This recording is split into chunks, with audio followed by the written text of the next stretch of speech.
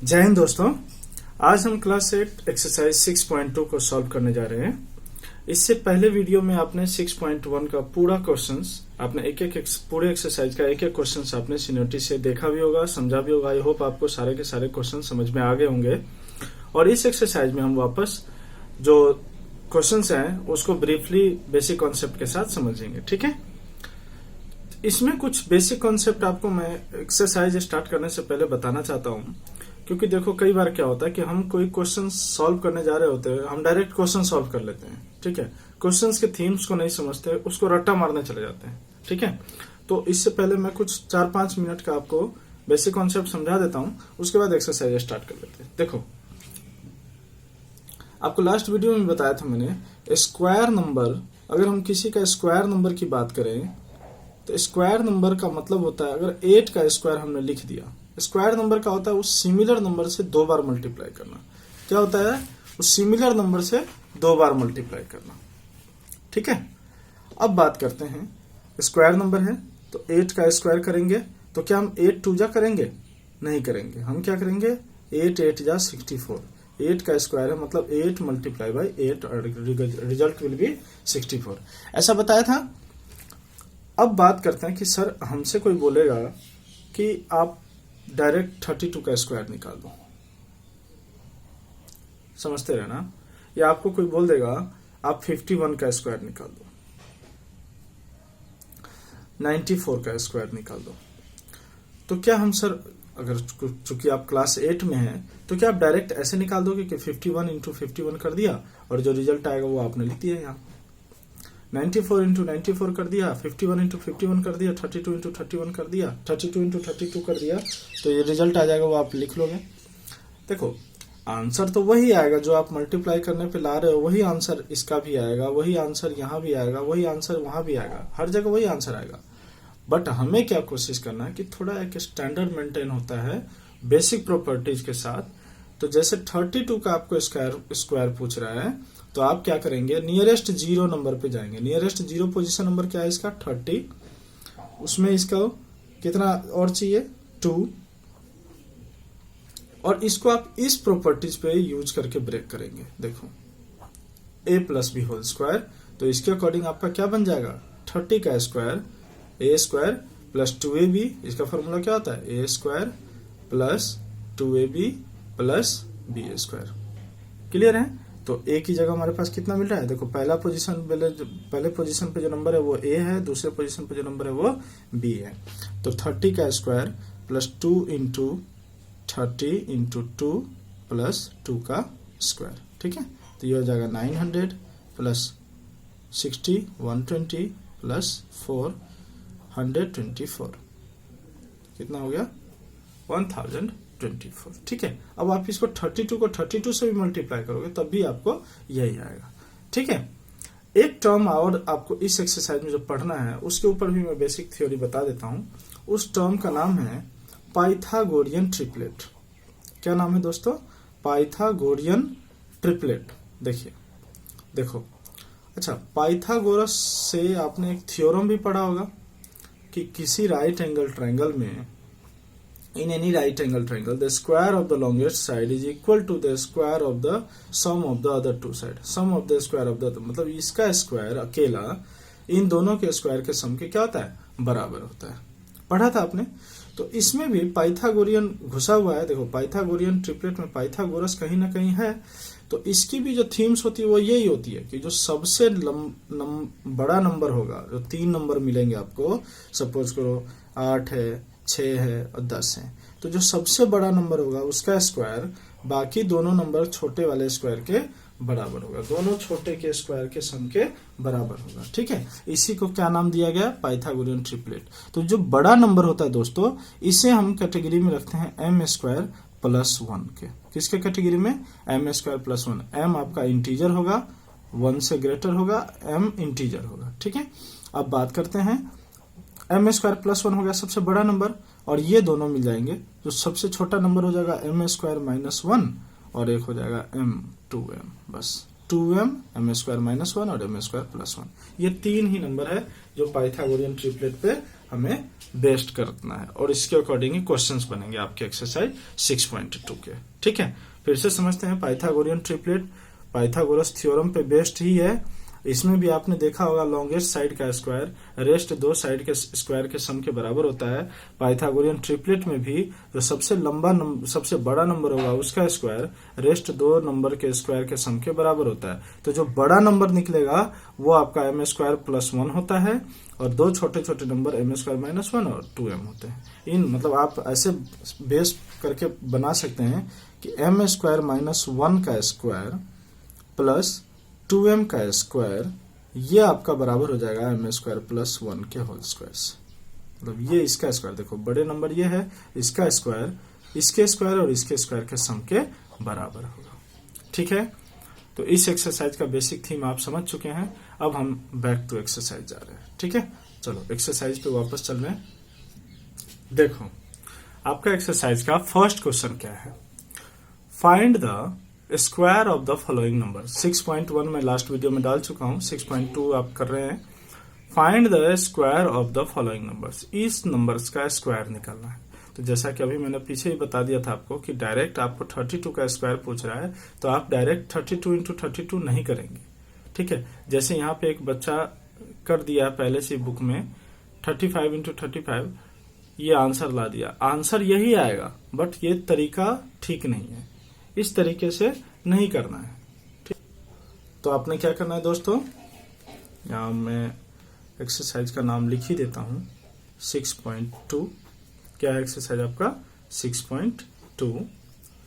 अगर आप first question की बात करें, फर्स्ट पार्ट 32 का आपको क्या पूछ रहा है, find the square of the following numbers. ठीक है, 32 का नंबर पूछ रहा है स्क्वायर नंबर, तो आप क्या करेंगे 32 को नियरेस्ट जीरो नंबर तक ढूंढेंगे। कहां पे आएगा नियरेस्ट जीरो नंबर 30, तो आप इसको यू कैन राइट ऐसे लिख सकते हैं।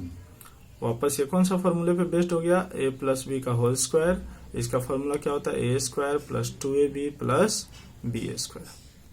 ठीक है, तो a हमारा क्या है, पहले नंबर पे a है तो a हमारे पास क्या है 30, तो 30 का स्क्वायर लेना हमें प्लस 2 इंटू 30 इंटू 2 प्लस 2 का स्क्वायर, तो 900 प्लस 120 प्लस 4 दैट इज 1024। इस तरीके से आप निकाल लेंगे। ठीक है, इसमें से एक दो क्वेश्चन मैं और बना देता हूं ताकि आपको इजी हो जाए, क्वेश्चन करने में ज्यादा परेशानी ना हो। देखो एक ये फिफ्थ क्वेश्चन देख लेते हैं इसी का 71 कितना है दोस्तों 71। देखो नियर अबाउट जीरो ढूंढ लो, 70 प्लस 1 का होल स्क्वायर। ठीक है, a plus B whole square पे फिर से बेस्ड हो गया ये, तो आप क्या कर देंगे इसको बताओ। हाँ, a square plus 2ab plus B square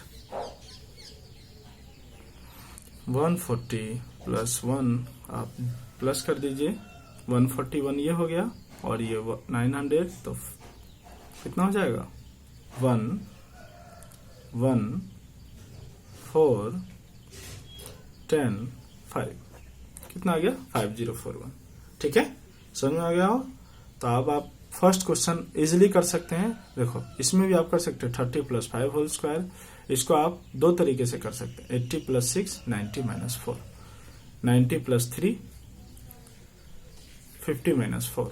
ठीक है, नियर अबाउट चले जाते हैं। ये देखो नियर, इसका 80 प्लस 6 नहीं करना, इसके नियर अबाउट में 90 आ रहा है तो 90 माइनस 4 कर लेना। ठीक है, इसको 90 प्लस 3, ये 70 प्लस 1 बना ही दिया, ये 50 माइनस 4। ठीक है, 6 बना ही दो क्या, देखो बना ही देता हूं। 46 का आपको पूछ रहा है तो आप क्या कर देंगे 50 माइनस 4, 50 माइनस 4 से 46 मिल रहा है, इसका स्क्वायर कर, क्योंकि स्क्वायर निकालना है आपको, क्वेश्चन में कह रहा है square of the following numbers.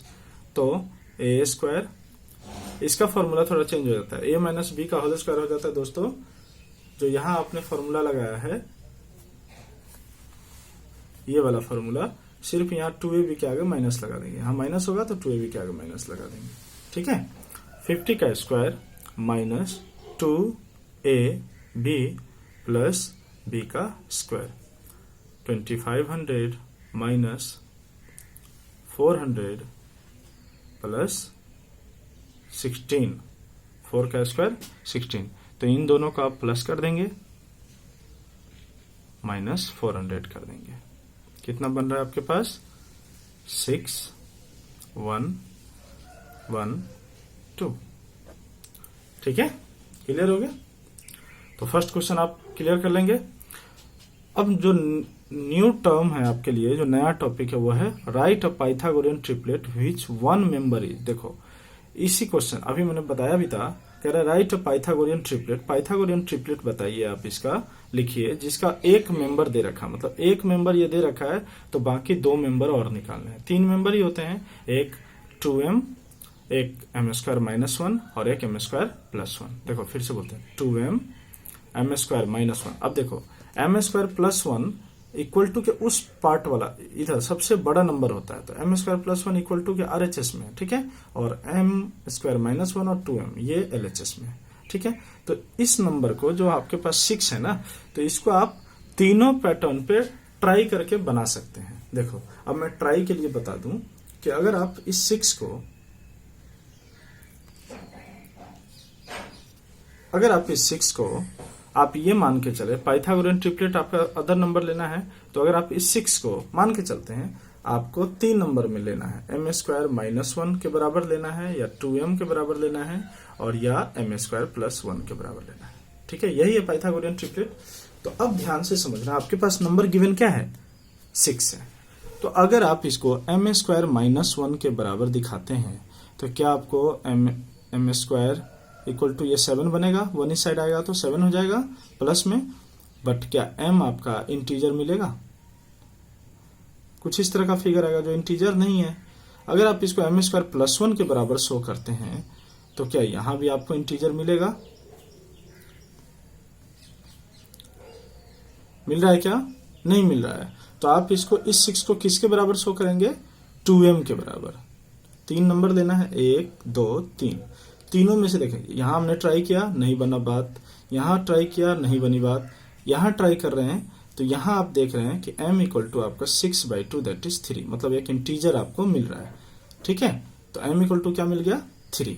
तो जैसे m एक इंटीजर आपको मिलेगा तो आप देखो m इंटीजर मिल गया, तो एक नंबर तो आपके पास 6 है ही है, ये नंबर तो 6 है ही है, तो रेस्ट दोनों 2m इक्वल टू आपने 6 शो कर लिया, मतलब आपने 2m वाला नंबर ढूंढ लिया, 2m के बराबर है ये।